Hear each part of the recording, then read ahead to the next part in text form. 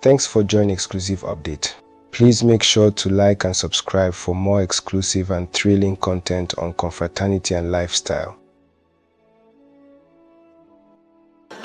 Mr. Speaker, distinguished colleagues, I rise this morning to take the bill for an act to amend the Procurement Act, Cap 144, Law of the Federation of the Federal Republic of Nigeria, 2004, to provide for damage against contractor on issue relating to undue delay in completion of contract. Welcome to Exclusive Update. Honorable Marcus don't come out to come debunk the news when they fly since yesterday, say Eiye men they do meeting for your house. He don't come out, come talk, say he don't know wetin be Eiye not to talk about, say they come they do meeting for your house. According to his own explanation, he say the two people fight for around the community. The two people can injure themselves. After they injure themselves, they can go report for police station. For police station, they can go hospital. He can they surprise that say from two fighting, they can't turn the matter, say na your house, Eiye come for the whole meeting. Abeg, don't forget to subscribe and like. Thank you for watching. And I left Benin on the 25th, of April, and ever since then I've not visited Edo. So to hear that there is a group, holding meetings in my house, or that something happened in my house, that is lies from the pit of hell. And me, I always advise people that don't play politics with malice. Politics should be about development, regardless of who wins.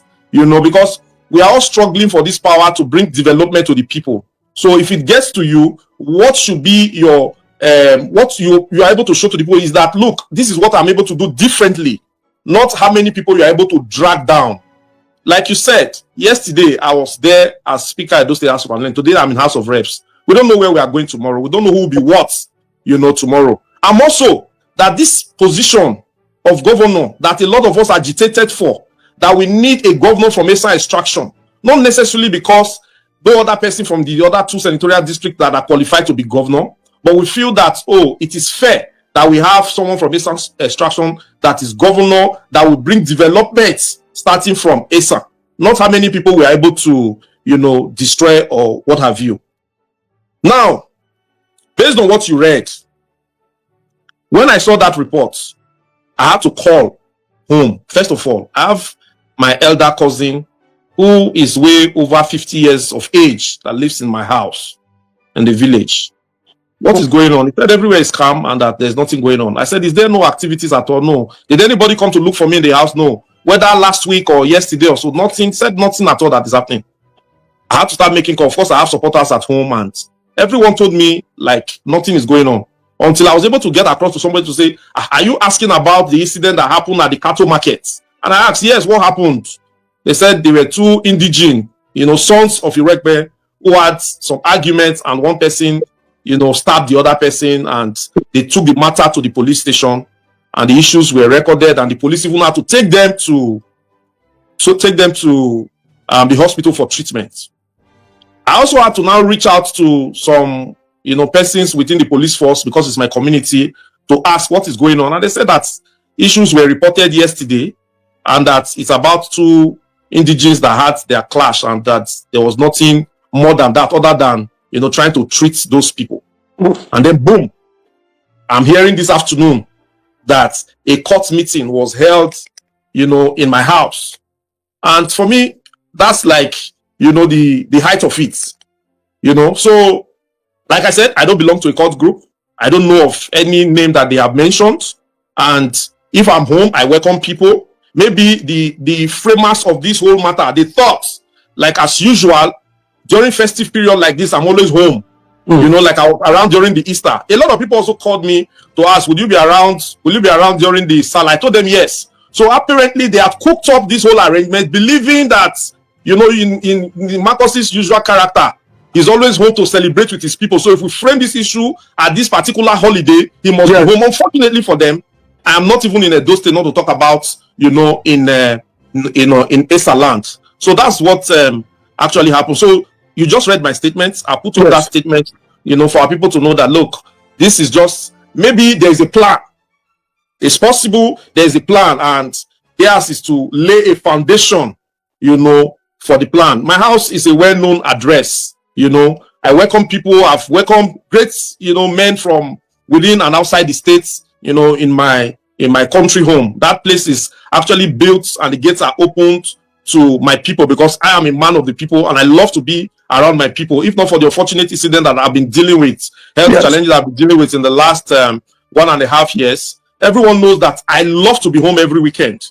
So that is what it's about. Honorable, thank you for your time and thank you for this smart reaction, because from your position, it is clear that there is something cooking. They are cooking something. Thank God you are not in the state. Thank God you are not in your constituency. If you were around, maybe your house is bubbling, people are trooping in and trooping out in your usual style, because I've seen videos of you reaching out during a celebration period like this. I've seen videos of you rice distributions, chickens and all that. So I believe from what you have said and from what I read, they are actually planning something. And it's good that you are out now to clear the air. Sir, you are a very senior political leader in the states and also at the national level. What move are you making? Because one thing is to release statements. Another thing is for you to also involve maybe the government, maybe draw the attention of the number one citizen. As a serving rep member, you should have the direct contact of the sitting governor, whether PDP, the government or an APC. As a sitting rep member, you should have the direct contact of the governor to say, hey, sir, this is what I just read. So can you relate to us, what move are you making to draw the attention of the number one citizen, or maybe the security agencies, the police and the DSS, to this publication that is spreading? Okay, first is I responded to the message that I got on social media. If you look at that message, there is no clear author. Yes. Nobody's taking responsibility to say, oh, this message was put out by, there's no name. They claim that they spoke to elders of the community. They have not mentioned any name or one person in the community. They claim that a lot of people are living in fear. Nobody had come out within the community to say, oh, this is what has actually, happened. So I needed to put that message out so that my people don't panic. Because again, if I did not put that message, I'm sure that there will be a lot of reaction and if they don't hear from me. So that happened today. And today is Sunday. Tomorrow is public holiday. Like you said, we have a governor in the state who is the chief security officer, and we also have the commissioner of police and other, security agencies that started with investigating issues like this. Yes. In my official capacity as the member representing Esan West, Esan Central, and Iruekpen Federal Constituency, I'll be putting up, a letter, informing officially, His Excellency, what has happened, and I want this matter to be thoroughly investigated.